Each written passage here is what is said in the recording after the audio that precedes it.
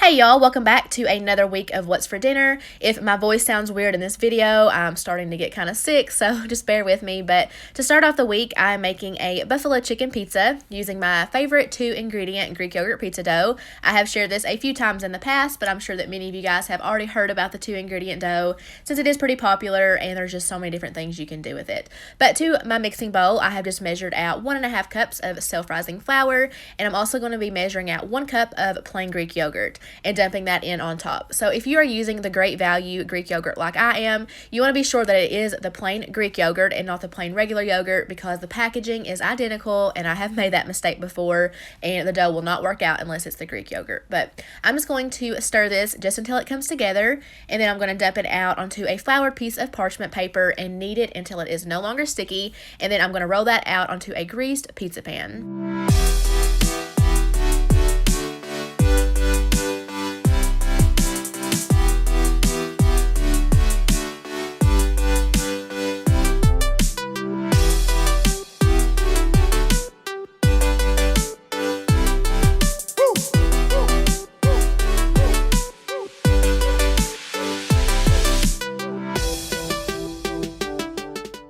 Now that I've got the dough spread out, I'm going to be adding down a layer of sauce. So this is the Buffalo Ranch pizza sauce. I found it at Walmart.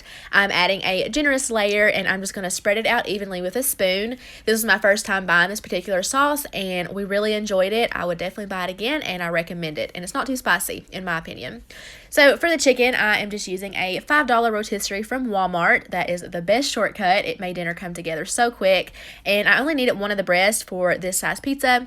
So you could use this one chicken for 2 different meals, or you could of course make 2 pizzas if you have a larger family.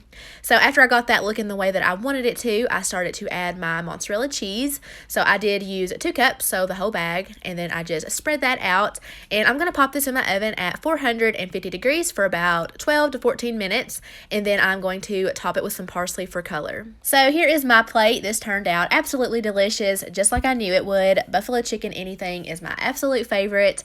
And then I just served it with a Caesar side salad using one of those salad kits from Walmart that has everything included in the bag. This was the easiest meal ever, but so good. Up next, I'm making an Instant Pot Goulash. So I have turned my Instant Pot onto the saute function, and then I added in a little under a pound of ground beef since I am cutting this recipe in half, and I'm just breaking that up and browning it. Then I added in a big spoonful of minced garlic because the more the better. I sauteed that around for a couple of minutes, and then I drained the grease off of the meat and dumped it back in my pot. Next, I'm just going to be dumping in a whole can of petite diced tomatoes, followed by a can of tomato sauce, and then some water. If you are new here, anytime that I follow a recipe, you will always be able to find it down below in my description box. That way you can get the exact measurements if you are interested. But now it is time to start flavoring and seasoning this up. So I have added in several dashes of Worcestershire sauce, also some Lawry's seasoning salt, and then a good amount of onion powder since I didn't use an actual onion. And then for the last spice, I'm going to be dumping in some Italian seasoning and then just giving that a quick stir to get those seasonings distributed. And then I'm dumping in 8 ounces of elbow macaroni noodles, and I'm going to stir that into the liquid really well, being sure to kind of press the pasta down more towards the bottom. That way it can get cooked properly. But now I'm just going to pop my top on and make sure that it's set to sealing, and then I'm going to flip it on over to the manual setting, and I'm going to set my timer for 4 minutes. When my timer went off, I did a quick release, and here is what it looked like. Everything was cooked perfectly. It had just the right consistency in my opinion, and I just can't get over how quick and easy this was. So here is mine and the kids' bowls. I just shredded some sharp cheddar cheese over the top, and then I sprinkled mine with some parsley and some black pepper.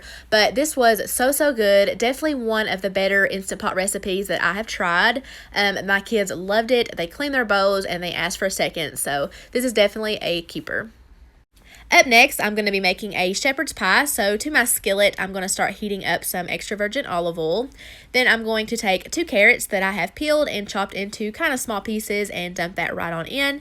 You'll also need 1 to 2 stalks of celery. I had actually previously diced this and froze it, so I'm not sure how much was in there, but I just finished off the bag. But I'm going to cook those for a few minutes just until they begin to soften. And then I'm going to add in a big scoop of minced garlic and just saute that around for a couple of minutes. Then I'm going to be taking a little over a pound of ground beef and dumping that in, and just taking my spatula and breaking that up and letting that fully cook. About halfway through, I did season it with some onion powder, or you could use a whole onion when you are sauteing the vegetables in the first step. Giving that a quick stir, and then I'm going to drain the grease. Next, I'm taking a 1/4 cup of plain all-purpose flour, and I'm just going to let that coat the beef. This is going to thicken up your gravy here in a little bit, and you do want to cook out that flour for a couple of minutes. Next, I'm going to be adding in 2 cups of beef broth, followed by a beef bouillon cube, and then some diced tomatoes. These are the fire roasted with garlic ones. And then this ingredient's a little weird, but I do think it made a difference, and that is a 1/2 cup of grape juice. You'll also need 2 tablespoons of tomato paste. And then I'm just going to use that same measuring spoon to measure out 2 tablespoons of Worcestershire sauce. Then I'm going to sprinkle in some thyme. This is not my favorite spice. I normally don't use it, but honestly couldn't tell that much in this recipe, so it was fine.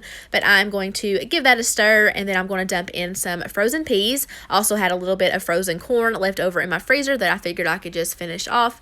And then you'll need 2 bay leaves. So kind of a lot of ingredients, but I just let that simmer for about 30 minutes, stirring every 5 minutes or so. And then I'm just going to take this, and I'm going to transfer it to a casserole dish. I'm going to kind of spread out the top to make it even, and then I'm just going to let that cool down for a bit so that the mashed potatoes won't sink to the bottom. So I have just boiled up about 2.5 pounds of potatoes, and I'm adding some butter and some heavy cream. I was going to add some sour cream, but it went bad on me, so I just left it out. And then I also seasoned it with some salt, pepper, and garlic powder. And that is it for the mashed potatoes. I'm just going to take those, and I am going to dump those on top of the casserole and spread those out evenly. And this is going to go in the oven at 375 degrees for 30 minutes.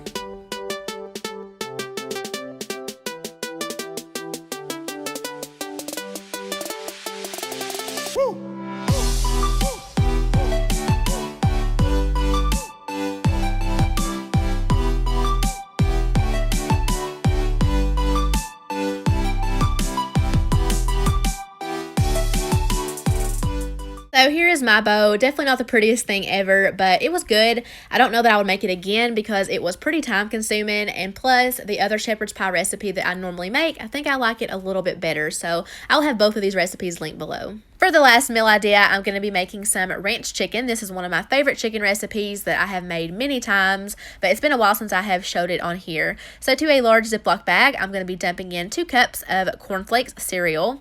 Then I'm going to be adding in 3 tablespoons of ranch seasoning mix, or you could of course use a 1-ounce packet if you don't have the big jar like I do. You are also going to need some Parmesan cheese, just the dried stuff that comes in the green can. I don't measure mine, but you need about 1/3 cup. And then I'm going to close up my bag and take the back of my measuring cup and just kind of crush up the cereal until it is into fine little pieces. And then I'm going to give it a little shake to get everything mixed.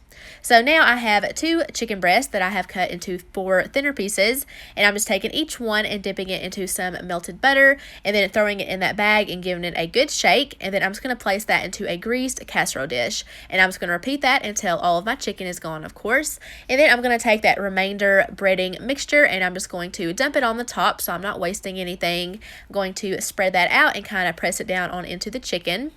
And then I'm going to take that remaining butter, and I'm just going to drizzle that over the top, and that is going to get placed in my oven at 375 degrees for 30 minutes. And here is what it looks like when it comes straight out of the oven. Your whole house is going to be smelling amazing, and trust me, this is a good one. To go along with this, I'm also making a baked macaroni and cheese. So to a saucepan, I'm melting down 4 tablespoons of butter and then adding in a 1/4 cup of plain all-purpose flour, and I'm just going to whisk that for a couple of minutes, and then I'm going to start slowly adding in 2 cups of milk. And I'm just going to whisk that until it heats up and starts to thicken, and then I'm going to turn off my heat, and then I'm going to start seasoning it. So all I'm using is some simple salt and black pepper, and then I decided last minute to add in some garlic powder. I may have went a little too heavy, but we are garlic lovers. But I'm just going to whisk that in, and then I'm going to add in my cheese. I'm just using some sharp cheddar that I shredded up myself. You will need 3 cups. You can use any variety that you want to change it up. And I'm just going to stir that on in, and it's going to take no time to melt. And here is what it's going to look like. How yummy does that look? So next, I just have 8 ounces of rotini noodles that I have cooked and drained, and I'm just going to stir that on into the cheese sauce. And that is going to get dumped into a greased casserole dish.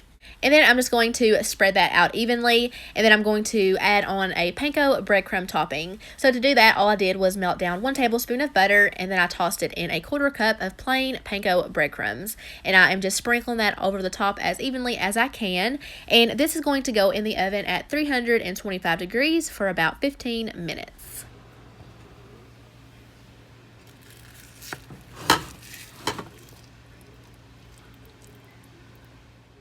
So here is everything tied together. We have that flavorful chicken that we all love so much, and I just served it with some peas on the side, and then we have that creamy, cheesy macaroni and cheese.